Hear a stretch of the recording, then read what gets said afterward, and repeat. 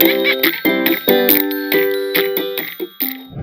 Students, कैसे हैं आप सब। आशा करती हूँ आप सब बहुत अच्छे होंगे। तो आइए शुरू करते हैं हमारी आज की क्लास। अध्याय 5 पोषण सपोषी पोष, और इसमें हम आज पढ़ रहे हैं पोषण के बारे में। तो बच्चों, आप दिन भर जो भी एक्टिविटीज़ करते हैं, हम दौड़ते हैं, भागते हैं, खेलते हैं, पढ़ते हैं या फिर सोते भी हैं, तो इन सारी एक्टिविटीज़ को करने के लिए हमारे शरीर को ज़रूरत होती है ऊर्जा की। तो ये ऊर्जा हमें कहाँ से मिलती है? जी हाँ बच्चों, हम जो खाना खाते हैं उससे हमें ऊर्जा मिलती है।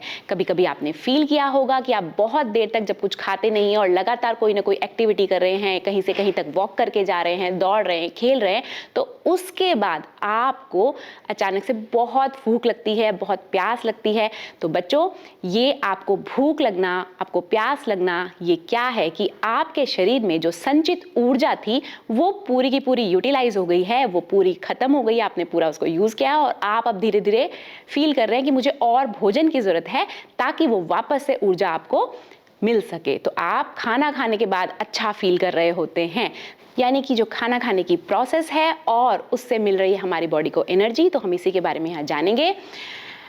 और साथ ही यहाँ पर एक इंपॉर्टेंट लाइन दी गई है बच्चों, इस पे भी ध्यान दें। जो हम एक्टिविटीज़ कर रहे हैं, डेली की जो हमारी गतिविधियाँ हैं, उसके लिए हमें एनर्जी की ज़रूरत है। साथ ही हमारी बॉडी जो ग्रोथ कर रही है, वृद्धि कर रही है, विकास कर रही है, यानी कि आपका शरीर पहले छोटा था और वो धीरे धीरे अब आपकी हाइट बढ़ रही है, ऐसे ही आपके शरीर का पूरा जो विकास हो रहा है। और साथ ही शरीर में जरूरत पड़ती है लगातार प्रोटीन्स की, तो उनका संश्लेषण यानी कि प्रोटीन का फॉर्मेशन भी हमारे शरीर में ही होता है।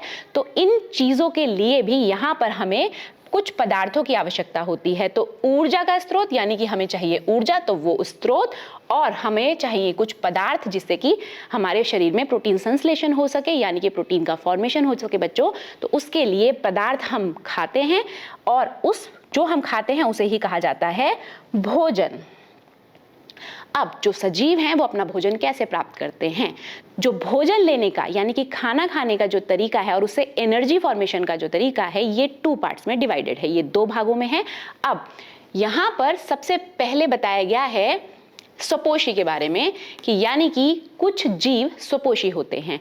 ये कार्बन डाइऑक्साइड और पानी की मदद से अपना भोजन खुद बना लेते हैं, यानी कि किसी के ऊपर डिपेंड नहीं करते हैं, अपना खाना खुद बनाते हैं। तो ऐसे जीवों को कहा जाता है स्वपोषी। अब जो दूसरी तरह के जीव हैं वो अपना खाना खुद नहीं बना पाते हैं, वो डायरेक्टली और इनडायरेक्टली डिपेंड होते हैं स्वपोषियों के ऊपर, और उन जीवों को कहा जाता है विषम पोषी। तो स्वपोषी आपको याद रखना है और विषम पोषी आपको याद रखना होगा। तो विषम पोषी जो जीव हैं वो स्वपोषी जीवों के ऊपर निर्भर करते हैं अपने भोजन के लिए, और ये कॉम्प्लेक्स फॉर्म में फूड को लेते हैं।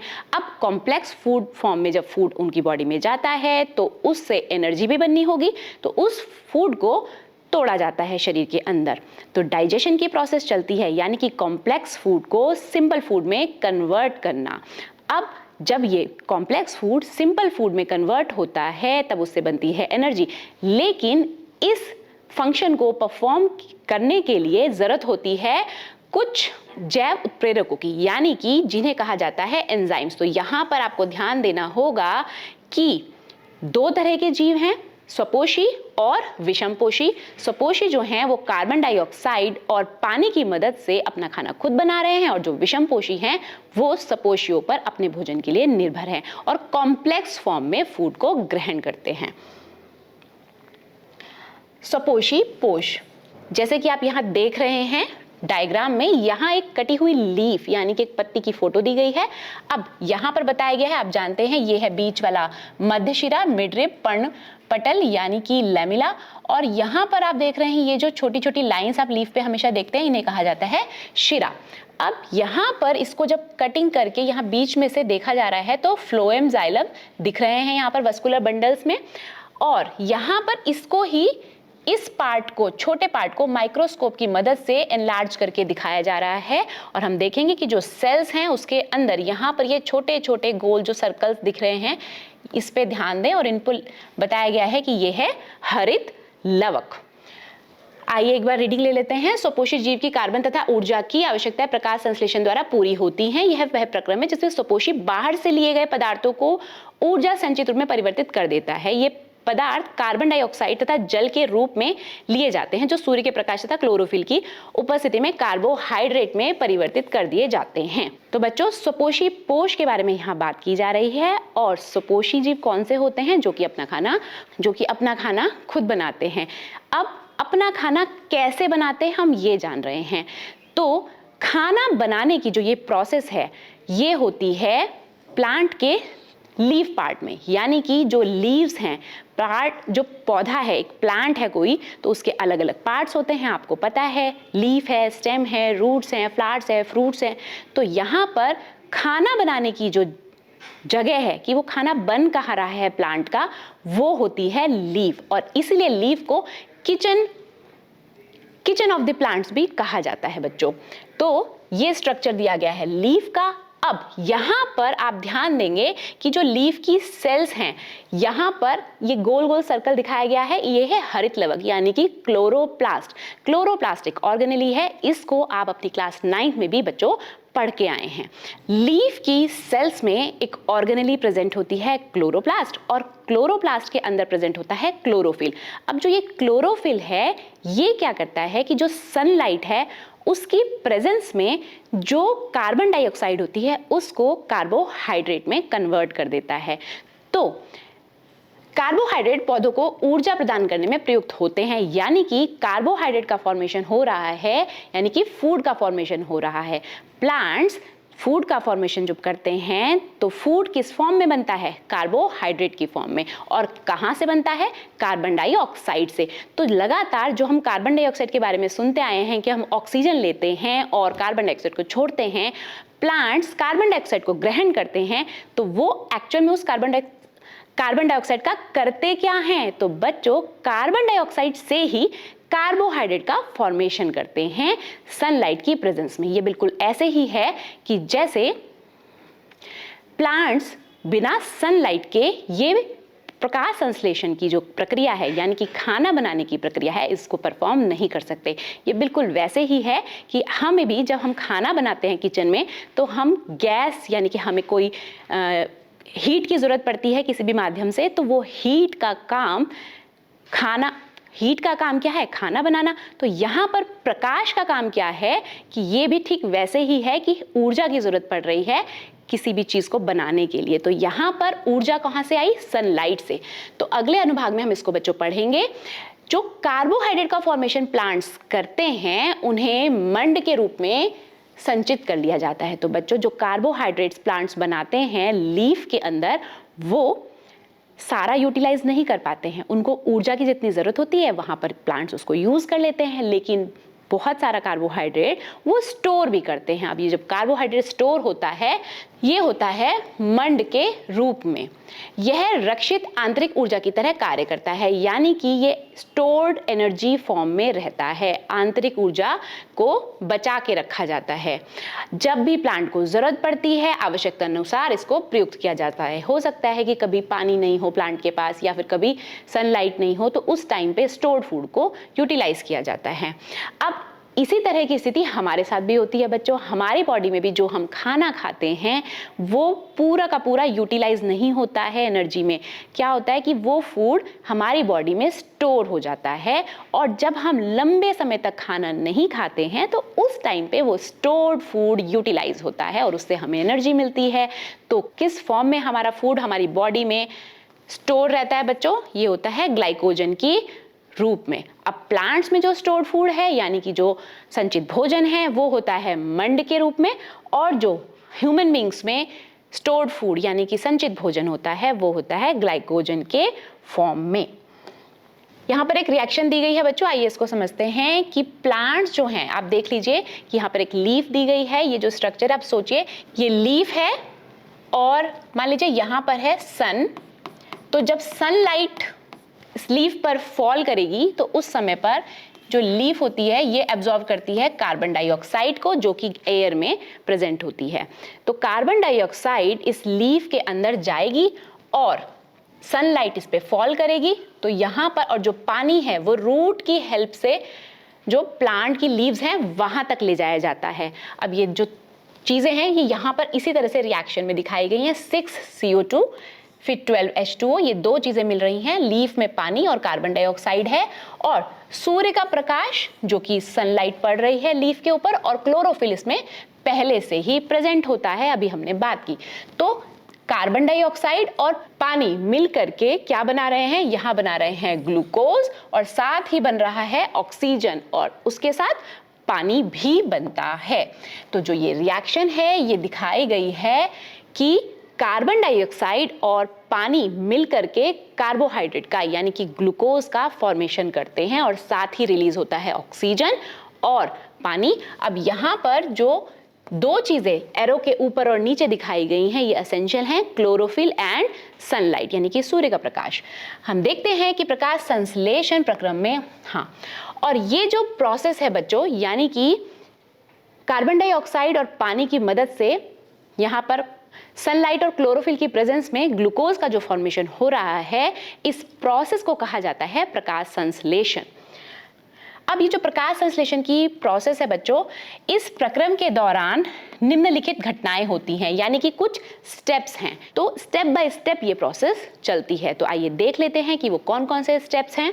सबसे पहले क्लोरोफिल द्वारा प्रकाश ऊर्जा को अवशोषित करना। तो यहाँ पर जो लीफ के अंदर क्लोरोफिल प्रेजेंट है, यानी कि क्लोरोप्लास्ट जो ऑर्गेनेलीज हैं उनके अंदर जो क्लोरोफिल प्रेजेंट है लीफ में, वो सबसे पहले क्या करेगा, वो करेगा सन की लाइट को एब्जॉर्ब। यहाँ पर बताया गया है प्रकाश ऊर्जा को अवशोषित करना। फिर सेकेंड स्टेप में क्या होगा, प्रकाश ऊर्जा को रासायनिक ऊर्जा में रूपांतरित करना। अब जो लाइट है यानी कि ये सनलाइट है, प्रकाश ऊर्जा, इसको रासायनिक ऊर्जा में कन्वर्ट किया जाता है, यानी कि प्रकाश ऊर्जा को रासायनिक ऊर्जा में कन्वर्ट किया जाता है, और जल अणुओं का हाइड्रोजन तथा ऑक्सीजन में अपघटन। इंपॉर्टेंट है, ध्यान दीजिए कि आप देख सकते हैं यहाँ पे जो H2O की बात बताई गई है, यानी कि जो वाटर मॉलिक्यूल है, ये बच्चों किस किस दो मॉलिक्यूल से मिलकर बना है, यहाँ पे ये है H और O, तो ये दो चीजों से मिलकर बना है। तो यहाँ पर इसको तोड़ा जाता है, H2O को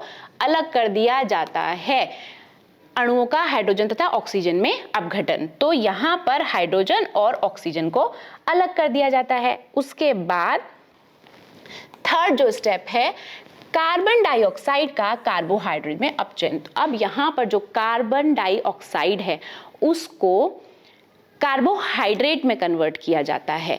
यह आवश्यक नहीं है कि ये चरण तत्काल एक के बाद दूसरा हो। कहने का मतलब ये है कि जो ये 3 स्टेप्स हमने अभी पढ़े हैं, जरूरी नहीं है कि ये एक के बाद एक ही हो। कहीं कहीं कोई प्लांट्स में बच्चों ये स्टेप्स आगे पीछे हो सकते हैं, यानी कि मरुद्भिद पौधे यानी कि जो डेजर्ट प्लांट्स हैं, पानी के लॉस से बचने के लिए अपने जो स्टोमेटाज हैं, हम पढ़ेंगे आगे, उनको दिन के टाइम पे क्लोज रखते हैं। तो उसकी वजह से रात को ओपन रखते हैं, तो रात ही के समय वो कार्बन डाइऑक्साइड को अपने अंदर लीफ में ले पाते हैं। तो जो कार्बन डाइऑक्साइड है वो एब्जॉर्ब हो रहा है नाइट टाइम में। रात्रि में कार्बन डाइऑक्साइड लेते हैं और एक मध्यस्थ उत्पाद बनाते हैं। मध्यस्थ मतलब कि इंटरमीडिएट उत्पाद बनता है, मतलब कि जो ये प्रोसेस है फोटोसिंथेसिस की, उसके लिए कार्बन डाइऑक्साइड को रात के समय पर पहले एब्जॉर्ब किया जाता है, और मध्यस्थ उत्पाद इंटरमीडिएट पहले बन गया है, अभी फाइनल प्रोडक्ट नहीं बना है, यानी कि कार्बोहाइड्रेट अभी नहीं बना है, मध्यस्थ उत्पाद पहले बना है, और उसके बाद दिन में क्लोरोफिल ऊर्जा अवशोषित करके अंतिम उत्पाद बनता है। अब डे टाइम में क्लोरोफिल सनलाइट को एब्जॉर्ब करता है और तब जाकर बनता है कार्बोहाइड्रेट। आगे देखते हैं कि उपरोक्त अभिक्रिया का प्रत्येक घटक प्रकाश संश्लेषण के लिए किस प्रकार आवश्यक है। तो यहाँ पर बात की जा रही है कि प्रकाश संश्लेषण, फोटोसिंथेसिस की जो ये प्रोसेस है, इसमें कौन कौन से घटक है हमने अभी बात की, और वो कैसे यहाँ पर उपयोगी हैं, कैसे यहाँ पर यूटिलाइज हो रहे हैं इस प्रकाश संश्लेषण की प्रोसेस में। जो लीफ होती है उसके अंदर प्रेजेंट होते हैं क्लोरोप्लास्ट, और क्लोरोप्लास्ट में प्रेजेंट होते हैं chlorophyll.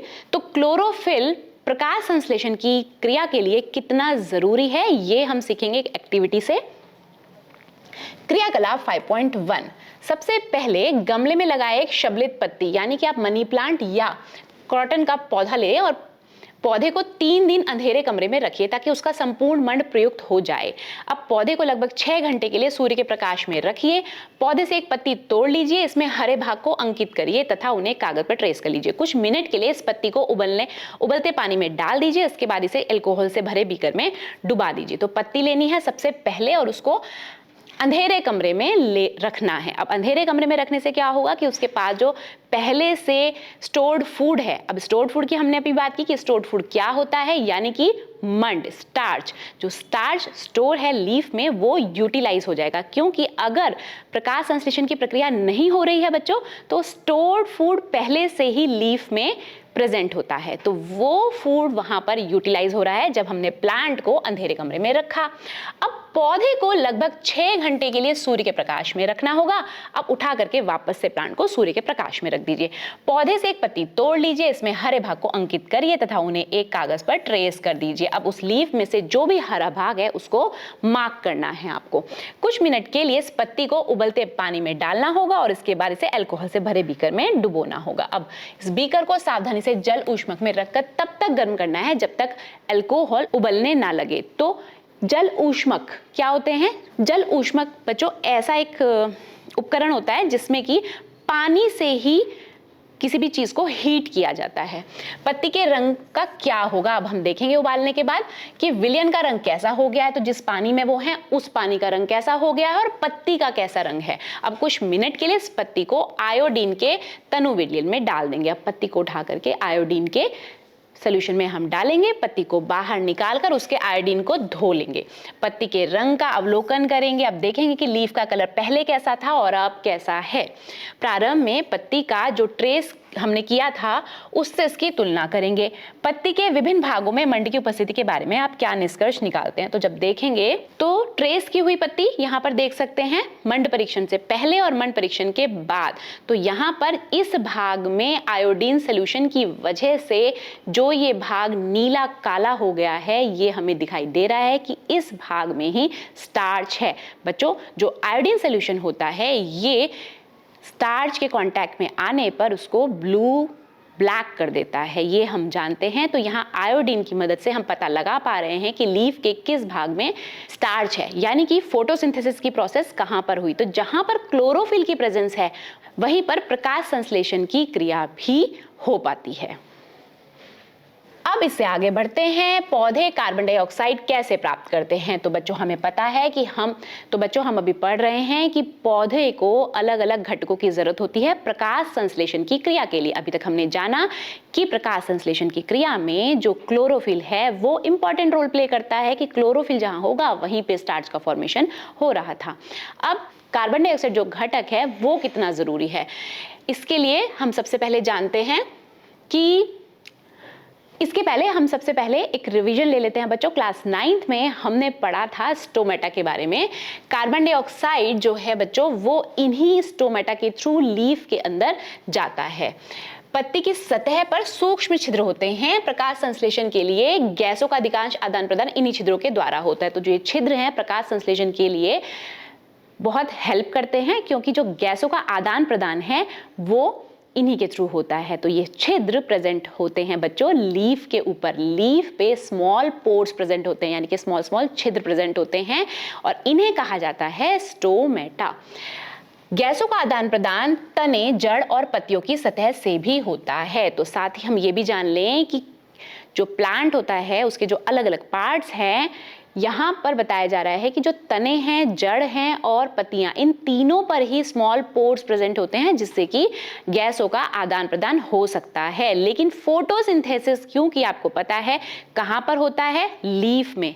Kitchen of the plant कहा जाता है लीफ को, तो वहां पर फोटोसिंथेसिस हो रहा है, ठीक है, लेकिन जो गैसों का आदान प्रदान है और पानी का भी थोड़ा बहुत जो लॉस होना है प्लांट से, वो जड़ और तने से भी होता है, यहाँ पर ये बताया गया है। इन रंध्रों से पर्याप्त मात्रा में जल की भी हानि होती है, बताया गया है।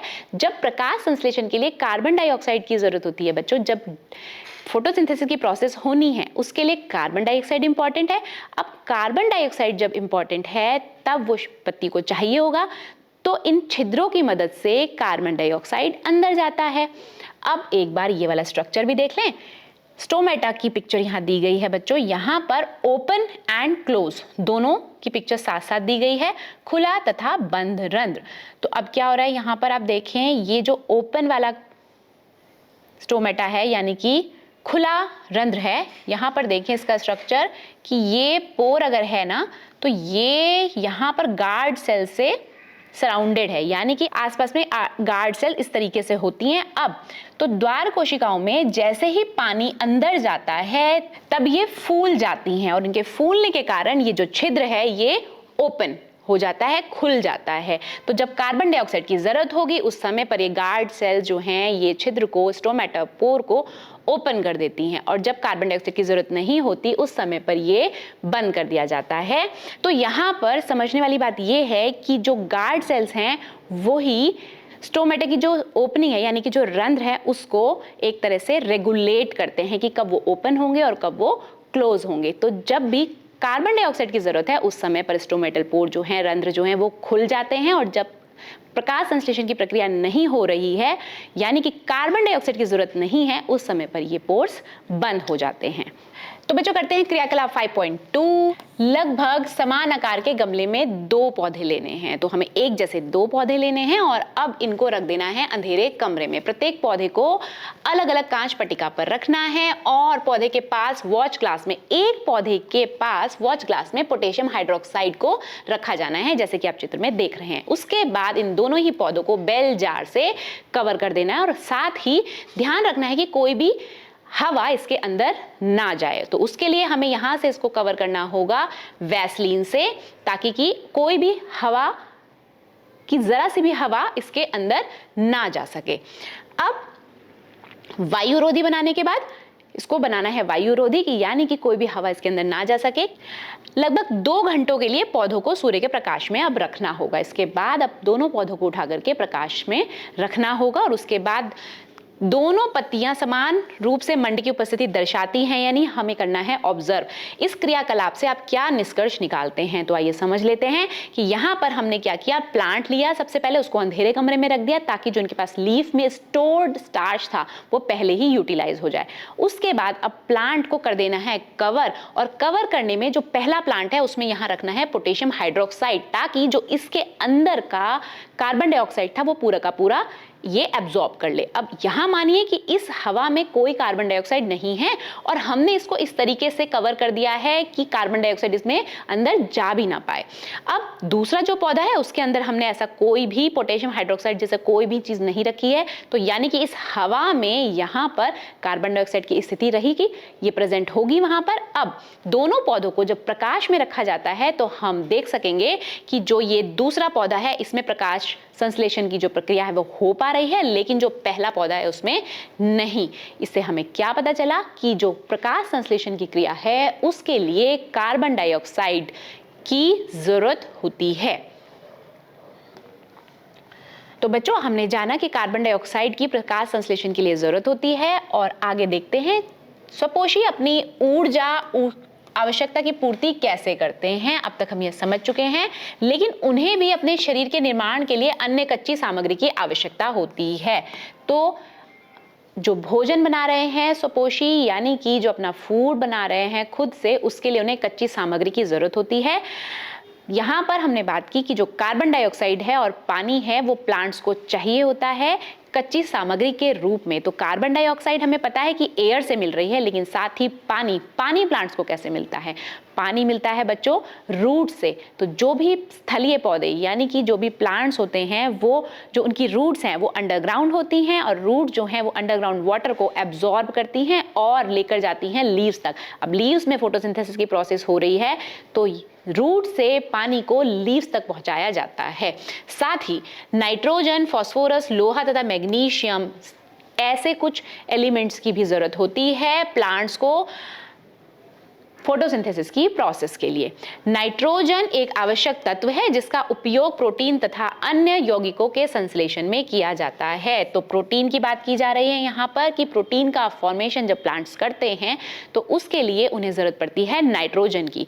तो नाइट्रोजन आप जानते हैं कि एयर में भरपूर मात्रा में है, 78% नाइट्रोजन एयर में प्रेजेंट होती है, लेकिन प्लांट्स इसको डायरेक्ट यूज नहीं कर सकते। प्लांट्स क्या हैं कि खाली कार्बन डाइऑक्साइड को ही अंदर अपने स्टोमेटा के थ्रू ले पाते हैं, लेकिन जो नाइट्रोजन है प्लांट्स उसको यूटिलाइज नहीं कर सकते। नाइट्रोजन प्लांट्स को चाहिए भी प्रोटीन फॉर्मेशन के लिए, लेकिन ये जाती है फिर नाइट्राइट के फॉर्म में। अब इसके कन्वर्जन के लिए यानी कि नाइट्रोजन से नाइट्राइट बनाने के लिए प्लांट्स डिपेंड करते हैं कुछ जीवाणुओं पर जो कि प्रेजेंट होते हैं सॉइल में। अब सॉइल में कुछ जीवाणु जो हैं वो ऐसे स्पेशल जीवाणु होते हैं कि वो जो एटमॉस्फेरिक नाइट्रोजन है यानी कि हवा में प्रेजेंट नाइट्रोजन है इसको कन्वर्ट कर देते हैं नाइट्राइट में, और नाइट्राइट फॉर्म में ही प्लांट्स की जो रूट्स हैं वो इसको पानी के साथ ही एब्जॉर्ब कर लेती हैं और पहुंचा देती हैं ऊपर लीफ तक। तो इस तरीके से प्लांट जो है वो प्रोटीन का फॉर्मेशन कर पाते हैं बच्चों। तो आज की क्लास में बच्चों इतना ही, और मिलेंगे अपनी नेक्स्ट क्लास में।